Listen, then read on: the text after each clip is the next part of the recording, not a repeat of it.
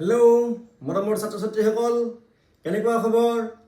এইটো মোৰ দ্বিতীয় ভিডিঅ' অৰ্থনীতিৰ ওপৰত। মই তোমালোকক যোৱা ভিডিঅ'টোত কৈছিলোঁ যে অৰ্থনীতিত মই কি কৰিম, উচ্চতৰ মাধ্যমিক প্ৰথম বৰ্ষ, উচ্চতৰ মাধ্যমিক দ্বিতীয় বৰ্ষ, তাৰপিছত তোমাৰ অনাৰ্ছ ছাবজেক্ট, ৰেগুলাৰ ছাবজেক্ট, তাৰপিছত CBSC, ACS আৰু যিমান কম্পিটিটিভ পৰীক্ষা আছে গোটেইবিলাকৰ কাৰণে মই অৰ্থনীতিৰ বিষয়টো অসমীয়াত পঢ়াম আৰু প্ৰয়োজন হ'লে মই ইংৰাজীতো পঢ়াম। এতিয়া কথা হৈছে কি যে আজি তোমালোকৰ মাজত আনিছোঁ এটা নতুন টপিক, এইটো হৈছে মুদ্ৰা। এইটো বিশেষকৈ উচ্চতৰ মাধ্যমিক দ্বিতীয় চূড়ান্ত বৰ্ষৰ কাৰণে বেছি প্ৰয়োজন আৰু কাৰ কাৰণে প্ৰয়োজন? যিবিলাকে কম্পিটিটিভ পৰীক্ষা দিব তাৰ কাৰণে প্ৰয়োজন। আৰু আমি সাধাৰণতে যিবিলাক সাধাৰণ মানুহ আছে, যিবিলাকে অৰ্থনীতিৰ লগত কোনো অৰ্থনৈতিক বিষয়টোৰ লগত সম্পৰ্ক নাই, তেনেকুৱা মানুহো আজি এই মুদ্ৰা সংক্ৰান্তীয় কথাবিলাক জানিব পাৰিব। কথাটো হৈছে কি যে মই এই যিটো মুদ্ৰাৰ যিটো ধাৰণা, এই ধাৰণাটো তোমালোকৰ মাজত এনেকৈ আজি ব্যাখ্যা কৰিম যে তোমালোকে জীৱনত আৰু কেতিয়া নাপাহৰা। ইয়াৰ পিছত আকৌ তোমালোকে পঢ়াৰ কোনো প্ৰয়োজন নাই। আজি মই তোমালোকক এটা ট্ৰিক্স দিম, সেই ট্ৰিক্সৰ জৰিয়তে তোমালোকে মুদ্ৰানো কি, মুদ্ৰাৰ কাৰ্যাৱলী কি, গোটেই কথাবিলাক তোমালোকে এটা মানে টিকলিতে তোমালোকে মনত ৰাখিব পাৰিবা। গতিকে তোমালোকক মই কৈছোঁ, মোৰ ছাত্ৰ ছাত্ৰীসকল, তোমালোকে ভিডিঅ'টো শেষলৈকে চাবা আৰু শেষলৈকে চোৱাৰ পিছত মোৰ যেতিয়া ভিডিঅ'টো শেষ হ'ব তোমালোকে নিজে এবাৰ মেমৰিত আনিবা যে ক্লাছ 2 পিছত মুদ্ৰা সংক্ৰান্ত মুদ্ৰানো কি আৰু মুদ্ৰাৰ কাৰ্যাৱলী কি, এইটো তোমালোকৰ মনত পৰে নপৰে এবাৰ নিজকে ট্ৰাই কৰি চাবা আৰু তাৰপিছত তোমালোকে মোৰ কমেণ্ট বক্সত কমেণ্ট লিখি দিবা। এতিয়া আমি মুদ্ৰালৈ গৈছোঁ। তোমালোকে মুদ্ৰা কথাটো শুনিছা। ইতিমধ্যে তোমালোকে উচ্চতৰ মাধ্যমিক বিদ্যালয়ত উচ্চতৰ মাধ্যমিক যিটো শাখা আছে তাত তোমালোকৰ অৰ্থনৈতিক মুদ্ৰাটো লাগে। বোধহয় আমাৰ যিটো সেৱা আছে, সেৱাটো বোধহয় লাগে মুদ্ৰাটো। গতিকে যিবিলাক আমাৰ ছাত্ৰ ছাত্ৰী আছে গোটেইবিলাকে মুদ্ৰা সংক্ৰান্তীয় কথাবিলাক আমি এতিয়া মনোযোগ দি শুনিম। মুদ্ৰা বুলি ক'লে আমি সকলোৱে পৰিচিত যে আমাৰ যিটো টকা থাকে, টকাটো আমি মুদ্ৰা বুলি কওঁ। এইটো টকাটো আমাৰ ইণ্ডিয়ান মুদ্ৰা, ভাৰতীয় মুদ্ৰা। এতিয়া আমি মুদ্ৰাৰ এটা কথা তোমালোকক মই ক'ব বিচাৰিছোঁ যে মুদ্ৰানো কি, মুদ্ৰা কি আৰু মুদ্ৰাৰ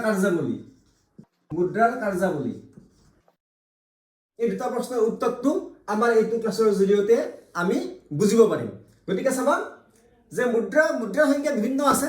মই ইমান টেক্সলৈ নাযাওঁ, কিতাপলৈ নাযাওঁ। মই কেৱল তোমালোকে এটা মনত ৰাখিবা যে আমি এই মুদ্ৰানো কি আৰু মুদ্ৰাৰ কাৰ্যাৱলী কি, আমি এটা কবিতা মনত ৰাখিলেই সেই কবিতাটোৰ মাজেৰে আমি মুদ্ৰা কি, মুদ্ৰাৰ কাৰ্যাৱলী কি, এই গোটেইবিলাক কথা আমি মনত ৰাখিব পাৰিম। চাবা যে মই এটা কবিতা কৈছোঁ, কবিতাটো মনত ৰাখিবা যে money is a matter of functions for a medium, a measure, a standard, a store. কি কৈছোঁ কবিতাটো? যে money is a matter of functions for a medium, a measure, a standard, a store. গোটেই কথাটো ইয়াতে লুকাই আছে। এই গোটেই কথাটো ইয়াতে লুকাই আছে। এইটো medium, a measure, a standard, a store. ইয়াত কি লিখা আছে? Functions for. গতিকে তোমালোকে নিশ্চয় গম পাইছা যে মুদ্ৰাই 4টা কাৰ্য সম্পাদন কৰে। মুদ্ৰাই কি কৰে? মুদ্ৰাই 4টা কাৰ্য সম্পাদন কৰে। আৰু মুদ্ৰা কি? সেইটোৱে হ'ব মুদ্ৰা যে 4টা কাৰ্য সম্পাদন কৰে। গতিকে আমি মুদ্ৰা যদিও সংখ্যাটো দিব লগা হয় তেতিয়াহ'লে আমি কি ক'ম যে সাধাৰণ গ্ৰহণযোগ্যতা থকা যিকোনো সামগ্ৰীয়ে মুদ্ৰা হ'ব যদি সেই 4টা কাৰ্য সম্পাদন কৰে। সেই 4টা কাৰ্য কি কি? যে ইয়াৰ আমি ভাঙনিটো কৰি ল'ম যে মিডিয়াম মানে মাধ্যম, মিডিয়াম মানে হৈছে মাধ্যম। তাৰপিছত মিজাৰ মানে হৈছে জোখ, ষ্টেণ্ডাৰ্ড মানে স্থগিত দেনা পাওনাৰ মান বা স্থগিত দেনা পাওনাৰ মান, আৰু ভঁৰাল। এই 4টা হয়নে? মিডিয়াম মানে মাধ্যম, মিজাৰ মানে হৈছে জোখ, ষ্টেণ্ডাৰ্ড মানে হৈছে মান বা স্থগিত দেনা পাওনাৰ মান। ঠিক আছে? আৰু ভঁৰাল, ষ্ট'ৰ। গতিকে এই 4টা কাৰ্য যিয়ে সম্পাদন কৰে তাকে মুদ্ৰা বোলে। যদি আমাৰ প্ৰশ্নটো এনেকৈ আহে যে মুদ্ৰা বুলিলে কি বুজা বা মুদ্ৰাৰ সংজ্ঞাটো দিয়া, তেতিয়া লিখিব লাগিব যে সাধাৰণ গ্ৰহণযোগ্যতা থকা যিকোনো সামগ্ৰীয়ে মুদ্ৰা হ'ব যদি সেই 4টা কাৰ্য সম্পাদন কৰে।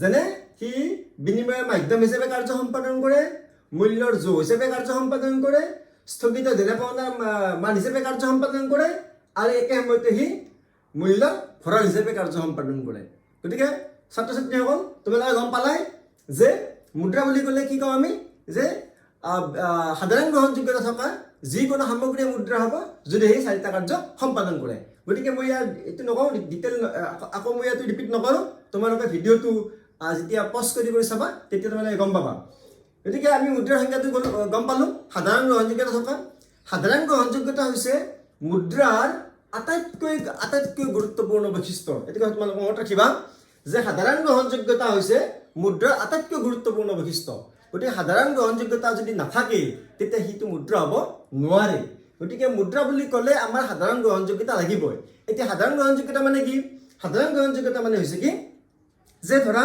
এটা মুদ্ৰা আমাৰ যেতিয়া বিমুদ্ৰাকৰণ কৰা হৈছিল আমাৰ যেতিয়া মাননীয় প্ৰধানমন্ত্ৰী মহোদয়ে 500 টকীয়া আৰু 1000 টকীয়া যেতিয়া বিমুদ্ৰাকৰণ কৰিছিল তাৰপিছত আমাৰ যেতিয়া 200 টকা ওলাই গ'ল বজাৰত 20 টকা ওলাই গ'ল 500 টকা ওলাই গ'ল 100 টকা ওলাই গ'ল এইবিলাক কিন্তু সকলোৱে গ্ৰহণ কৰিছে মুদ্ৰা হিচাপে সেইকাৰণে সেই মুদ্ৰা ঠিক আছে তাক কয় সাধাৰণ গ্ৰহণযোগ্যতা অৰ্থাৎ তুমি যদি বজাৰত যোৱা তুমি যদি টকাখন দিয়া যিকোনো 20 টকা এখন দিয়া সকলোৱে যদি গ্ৰহণ কৰে সেইটোক ক'ব সাধাৰণ গ্ৰহণযোগ্যতা ধৰি লোৱা হ'ল তুমি এখন ফটাচিটা নোট বজাৰত দিলা 20 টকা এখন দিলা ফটাচিটা নোট দোকানত দিলা দোকানী কি ক'লে ভাইটি এখন মই ৰাখিব নোৱাৰোঁ বা ভণ্টি এখন মই ৰাখিব নোৱাৰোঁ এখন ফটা আছে তাৰমানে সেই ফটা নোটখনৰ কি নাই সাধাৰণ গ্ৰহণযোগ্যতা নাই সেইকাৰণে সেই মুদ্ৰা হ'ব নোৱাৰে গতিকে মুদ্ৰা হ'বলৈ লাগিলে কি হ'ব লাগিব সাধাৰণ গ্ৰহণযোগ্যতা থাকিবই লাগিব সেইটো কথা মনত ৰাখিবা গতিকে যিকোনো সামগ্ৰীয়ে মুদ্ৰা হ'ব যদিহে সাধাৰণ গ্ৰহণযোগ্যতা থকা যিকোনো সামগ্ৰীয়ে মুদ্ৰা হ'ব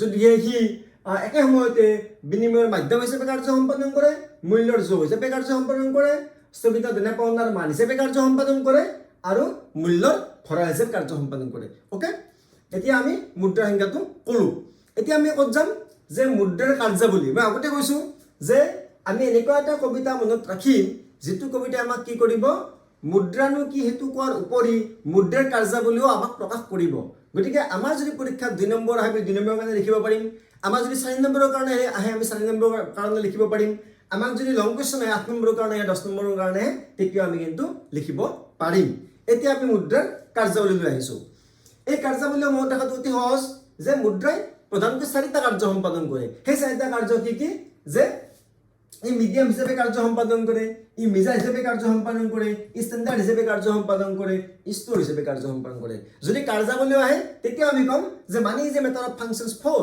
এ medium a measure a standard a store এতিয়া আমি গোটেই কথাবিলাক আমি এটা এটাকৈ আমি কৈ যাম যে মুদ্ৰাই কেনেদৰে এটা এটাকৈ 4টা কাৰ্য সম্পাদন কৰে ধৰি লোৱা হ'ল আমি বিনিময়ৰ মাধ্যম হিচাপে লৈ ল'লোঁ যে মুদ্ৰাই কি কৰে মুদ্ৰাই ই বিনিময়ৰ মাধ্যম হিচাপে কাৰ্য সম্পাদন কৰে এইটো অতি এটা প্ৰাথমিক কাৰ্য মুদ্ৰাই কি কৰে বিনিময়ৰ মাধ্যম হিচাপে কাৰ্য সম্পাদন কৰে অৰ্থাৎ আমি যদি এনেকুৱা যদি হয় সাপোজ তোমালোকৰ হাতত এটা কলম আছে আৰু মোৰ হাততো এটা কলম আছে কিন্তু তোমাৰ কলমটো বেলেগ মোৰ কলমটো বেলেগ মই যদি কওঁ যে ভাইটি তোমাৰ কলমটো মোক দিয়াচোন তাৰ বিনিময়ত মোৰ কলমটো তুমি লোৱা তেতিয়া তুমি কি ক'বা মই তোমাৰ কলমটো মোক নিদিবও পাৰা কিন্তু মই যদি কওঁ যে ভাইটি তোমাৰ কলমটো আছে যে মই তোমাক পইচা দিম তুমি এটা নতুন কলম এটা কিনি ল'বা আৰু মোক কলমটো দিয়া তেতিয়া কিন্তু তোমালোকে মান্তি হ'বা অৰ্থাৎ মুদ্ৰাৰ জৰিয়তে যিকোনো বিনিময় সম্পাদন কৰিব পাৰি আমাক বস্তুৰ সলনি বস্তু কোনোবাই নিদিব পাৰে কিন্তু মুদ্ৰাৰ সলনি সামগ্ৰী প্ৰত্যেকে দিব আমি যদি দোকানলৈ যাওঁ দোকানলৈ যদি আমি কি কৰোঁ আমি মুদ্ৰা দিওঁ আৰু সামগ্ৰীটো কিনি আনো আমি যদি মুদ্ৰা সলনি বেলেগ বস্তু দিলোহেঁতেন তেতিয়া দোকানীয়ে তেওঁলোকৰ সামগ্ৰীটো আমাক নিদিলেহেঁতেন গতিকে আমি কি গম পালোঁ যে মুদ্ৰাৰ জৰিয়তে যিকোনো বিনিময় সম্ভৱ হয় অৰ্থাৎ ই বিনিময়ৰ মাধ্যম হিচাপে কাৰ্য সম্পাদন কৰে ওকে এতিয়া আহোঁ যোগ এই যোগটোত মানুহে বহুত ভুল কৰে আমাৰ ছাত্ৰ ছাত্ৰীসকলে ভুল কৰে যে আমি যোগ বুলি ক'লে আমি বুজাব নোৱাৰোঁ মই তোমালোকক এটা অতি সাধাৰণ অতি চিম্পুলকৈ বুজাই দিম সেইটো তোমাৰ গোটেই জীৱন ভৰ মনত থাকিব অকল সেইখিনি মই যিখিনি কথা ক'ম তোমালোকক সেইখিনি কথা মনত ৰাখিলেই হ'ব বাকী কোনো কথাই মনত ৰাখিব নালাগে এইখিনি কথা ক'লেই তোমালোকৰ মানে গোটেই বস্তুখিনি 100% শুদ্ধ হৈ যাব যেনে মই তোমালোকক এটা উদাহৰণ দিছোঁ যে মই কিমান ওখ মোৰ দৈৰ্ঘ্য কিমান তোমালোকে হয়তো কোনোবাই ক'বা যে 5 ফুট 10 ইঞ্চি 5 ফুট 10 ইঞ্চি কোনোবাই ক'বা 5 ফুটমান হ'ব কোনোবাই ক'বা 6 ফুটমান হ'ব ইত্যাদি ইত্যাদি নহয় জানো গতিকে আমাৰ দৈৰ্ঘ্যৰ জোখ আমি কি কৰোঁ আমি মিটাৰত বা মিটাৰত আমি জোখো নহয় জানো যেনে একক যেনে এতিয়া আমি এটা ক'লোঁ যে জোখৰ একক কি চৰি আমাৰ কি দৈৰ্ঘ্যৰ একক কি যে দৈৰ্ঘ্যৰ একক হৈছে মিটাৰ বা কিলোমিটাৰ যে এই ৰাস্তাটো কিমান দীঘল 1 কিলোমিটাৰ দীঘল অৰ্থাৎ জোখৰ একক কি দৈৰ্ঘ্যৰ জোখৰ একক কি মিটাৰ বা কিলোমিটাৰ ঠিক এইদৰে আমাৰ কিহৰ জোখৰ একক আছে আমাৰ গোটা বস্তুৰ জোখৰ একক গোটা বস্তু যেনে দাইল 1 কেজি দিয়া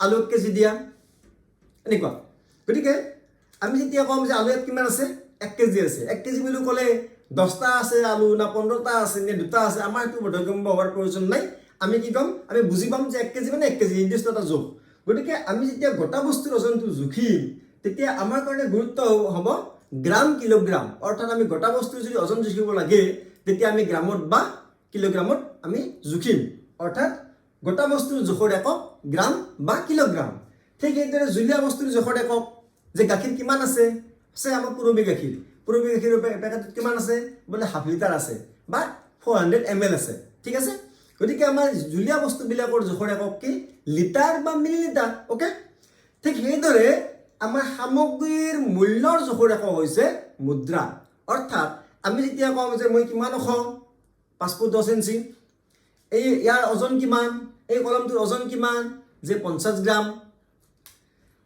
ইয়াত কিমান চিয়াহী আছে যে কিমান 10 ml আছে 10 ml চিয়াহী আছে ঠিক সেইদৰে এই কলমটোৰ মূল্য কিমান 20 টকা অৰ্থাৎ আমি কি কৰোঁ আমাৰ এই যিটো মুদ্ৰা এই মুদ্ৰাক আমি জোখৰ একক হিচাপে ব্যৱহাৰ কৰোঁ যিদৰে আমাৰ দৈৰ্ঘ্যৰ জোখৰ একক আছে ঠিক সেইদৰে আমাৰ গোটা বস্তুৰ জোখৰ একক আছে ঠিক সেইদৰে আমাৰ জুলীয়া বস্তুৰ জোখৰ একক আছে ঠিক সেইদৰে আমাৰ সামগ্ৰীৰ মূল্যৰো একক আছে আৰু সেই মূল্যৰ এককটো হৈছে মুদ্ৰা ওকে যদি কিবা বুজি পোৱা নাই আকৌ এইটো পজ কৰি চাবা আকৌ মোক কমেণ্ট বক্সত কমেণ্ট দি দিবা ওকে এতিয়া আমি আহিম স্থগিত দেনা পাওনাৰ মান মুদ্ৰাই মান হিচাপে কাৰ্য সম্পাদন কৰে মান হিচাপে ষ্টেণ্ডাৰ্ড মান হিচাপে কাৰ্য সম্পাদন কৰে কিন্তু স্থগিত দেনা পাওনাৰ মান হিচাপে কাৰ্য সম্পাদন কৰে এই স্থগিত দেনা পাওনাৰ মানটো মই কিয় ইয়াত ইনক্লুড কৰি দিলোঁ ধৰা হ'ল আমি কেতিয়াবা কি কৰোঁ যে আমি আমাৰ ছাত্ৰ ছাত্ৰীবিলাকে টিউশ্যন কৰে নহয় জানো আমি টিউশ্যন কৰোঁতে কি কৰোঁ যে ছাৰ আমাক মাহত কিমান টকা ফিজ লাগিব বা আমাৰ গোটেই টিউশ্যনটোৰ ফিজটো কিমান ইত্যাদি আমি যেতিয়া টিউশ্যনত যাওঁ তেতিয়া আমি কি দুটা ধৰণত হ'ব পাৰে হয়তো আমি মুদ্ৰাটো আগতে দিম নতুবা আমি আগতে শিকি ফিজটো পিছত দিম হয় আমি আগতে ফিজটো দিম নহয় আমি শিকাৰ পিছত ফিজটো দিম যদি আমি শিকাৰ পিছত ফিজটো দিওঁ তেতিয়াহ'লে আমাৰ কেনেকুৱা হ'ব টিউশ্যনৰ শিক্ষকৰ লগত যে ছাৰ আমি 1 মাহ শিকিম 1 মাহৰ পিছত আমি কি কৰিম ফিজটো দিম নতুবা আমি কি কৰিম যে আমাক আপুনি 1 মাহটো শিকাব 1 মাহ শিকোৱাৰ আগতে আমাক ফিজটো দিব লাগিব অৰ্থাৎ এই গোটেই যিটো লেনদেনটো হৈছে এই লেনদেনটো মুদ্ৰাৰ মাধ্যমত সম্পাদন কৰা হয় আৰু যেতিয়া মুদ্ৰাৰ যিটো মানটো স্থগিতকৰণ কৰা হয় অৰ্থাৎ আমি আজি ফিজটো দিলোঁ কিন্তু 1 মাহ পিছত আমাক তেখেতে শিকাই দিব 1 মাহৰ ভিতৰত বা আমি কেতিয়াবা কি কৰোঁ আমি বাকীত কিনো নহয় ক্ৰেডিটত কিনিলে কি কৰোঁ আমি যে আমি টকাটো এতিয়া নিদিওঁ আমি সামগ্ৰীটো কিনিলোঁ আৰু কি কৰোঁ আমি পিছত সেই পইচাটো আমি পিছত দি দিম অৰ্থাৎ আমাৰ যি লেনদেনটো আজি চুক্তি সম্পাদন হ'ল এই চুক্তি সম্পাদন মতে আমি কি কৰিম আমাৰ লেনদেনটো আমি ভৱিষ্যতেহে সম্পাদন কৰিম গতিকে এই যি ভৱিষ্যতে সম্পাদন কৰিম মই আজি এটা কলম কিনিলোঁ দোকানৰ পৰা মই ক'লোঁ যে 1 মাহ পিছত আপোনাক মই পে'মেণ্টটো কৰি মই যদি এটা বেলেগ কলম দিব যাওঁ তেতিয়া তেওঁ ল'ব নেকি তেতিয়াতো নলয় তেওঁ কি কৰিব তেওঁ মুদ্ৰাৰ মাধ্যমত ল'ব অৰ্থাৎ আমাৰ যিটো লেনদেনটো আছিল সেই লেনদেনটো ভৱিষ্যতলৈ স্থগিতকৰণ কৰা হ'ল আৰু ভৱিষ্যতে স্থগিতকৰণ কৰা হ'ল যদিও আমি কিহৰ মাধ্যমত কৰিম মুদ্ৰাৰ মাধ্যমতে কৰিম গতিকে আমাৰ স্থগিত দেনা পাওনাৰ মান হিচাপে কাৰ্য সম্পাদন কৰে মুদ্ৰা এইটো মুদ্ৰাৰ মাধ্যমতে সম্ভৱ বেলেগৰ মাধ্যমত সম্ভৱ নহয় মুদ্ৰাহে কাৰ্য সম্পাদন কৰিব পাৰে যে লেনদেনটোক স্থগিত কৰিব পাৰে স্থগিত কোনে কৰিব পাৰে মুদ্ৰাই কৰিব পাৰে সেইকাৰণে কোৱা হয় ইয়াক স্থগিত দেনা পাওনাৰ মান এতিয়া আমি আহোঁ যে ভঁৰাল এইটো মুদ্ৰাৰ অতি গুৰুত্বপূৰ্ণ কাৰ্য আৰু এই কাৰ্যটোৰ কাৰণেই এই যিকেইটা 4টা কাৰ্য আছে গোটেইকেইটাই গুৰুত্বপূৰ্ণ ইও এটা গুৰুত্বপূৰ্ণ কাৰণ এই ভঁৰাল হিচাপে মুদ্ৰা কাম কৰাৰ বাবেহে আজি মুদ্ৰাক সকলোৱে গ্ৰহণ কৰে। ধৰি লোৱা হ'ল যে এই কলমটো মই 1 মাহ পিছত ব্যৱহাৰ কৰিম। 1 মাহ পিছত ব্যৱহাৰ কৰিলে আজি যদি মই এইটো কলমটো কিনি আনো, তাক যদি থৈ দিওঁ 1 মাহ পিছত ব্যৱহাৰ কৰিম, ইয়াৰ চিয়াহীটো শুকাই যাব পাৰে। ইয়াৰ দাম কিমান? ইয়াৰ দাম হৈছে 20 টকা। আমি এটা কাম কৰোঁ, এই পইচাত আমি এই কলমটো কিনি আনি আজি সাঁচি নাৰাখি আমি কি কৰিম, আমি 1 মাহ পিছত আমি সামগ্ৰীটো কিনিম। এতিয়া এই বস্তুৰ মাধ্যমত যেতিয়া আমি ইয়াক যেতিয়া আমি সাঁচি ৰাখিম, ইয়াৰ নষ্ট হোৱাৰ ভয় থাকে, ইয়াৰ মূল্য উঠানমা কৰাৰ ভয় থাকে, বিভিন্ন ভয় থাকে।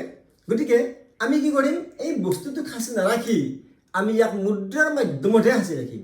গতিকে ই ভঁৰাল হিচাপে কাৰ্য সম্পাদন কৰে। ধৰি লোৱা হ'ল যে আমাক 3 মাহ পিছত আমাক গাখীৰ লাগিব। আজিয়েতো গাখীৰটো কিনি মই 3 মাহ সাঁচি ৰাখিব নোৱাৰোঁ, গাখীৰটো নষ্ট হৈ যাব। আমি কি কৰিম, 3 মাহ পিছলৈকে আমি মুদ্ৰাটো সাঁচি ৰাখিম। ধৰি লোৱা হ'ল যে 20 বছৰ পাছত মই ঘৰ বান্ধিম। আজিয়ে যদি মেটেৰিয়েলবিলাক মই কিনি আনো, 20 বছৰ পাছত ঘৰ বান্ধিব যাওঁ, তেতিয়া গোটেই মেটেৰিয়েলবিলাক নষ্ট হৈ যাব। সেইকাৰণে আমি কি কৰিম, যে ঘৰ বান্ধাৰ কাৰণে যিখিনি খৰচ লাগে মই তাক সাঁচি ৰাখিম। That's all. গতিকে তোমালোকে নিশ্চয় বুজি পাইছা। আৰু যদি কিবা বুজি পোৱাত অসুবিধা হৈছে আৰু ভিডিঅ'টো পজ কৰি ৰিপিট কৰি চাবা। গতিকে আমি কি কৰিলোঁ, মুদ্ৰাৰ 4টা কাৰ্য পালোঁ। এটা হৈছে ই বিনিময়ৰ মাধ্যম হিচাপে কাৰ্য সম্পাদন কৰে, ই মূল্যৰ জোখ হিচাপে কাৰ্য সম্পাদন কৰে, ই স্থগিত দেনাপনাৰ মান হিচাপে কাৰ্য সম্পাদন কৰে, আৰু ই ভঁৰাল হিচাপে কাৰ্য সম্পাদন কৰে। এই গোটেই কথাখিনি আমি যি ক'লোঁ তোমালোকে নিশ্চয় পাহৰি যাবা, সকলোৱে পাহৰি যাব। গতিকে আমি এটা কাম কৰোঁ, আমাৰ ট্ৰিক্সটো কি? আমাৰ ট্ৰিক্সটো হৈছে কবিতাটো মনত ৰখা।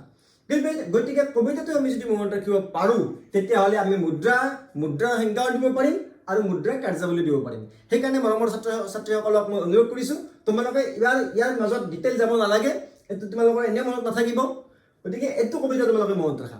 এইটো কবিতাটো মনত ৰাখিলে তোমালোকে জীৱনত কেতিয়াও নাপাহৰা। কবিতাটো কি আছে? মানি যে matter of functions for a medium, a measure, a standard, a store.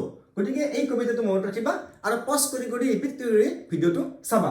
Okay, মোৰ ছাত্ৰ ছাত্ৰীসকল, তোমালোকে এতিয়া গম পালা যে মুদ্ৰা কি, মুদ্ৰাৰ কাৰ্যাৱলী কি, গোটেইখিনি কথা বুজি পালা। তাৰ কাৰণে এইখিনি কথা মনত ৰাখিবা।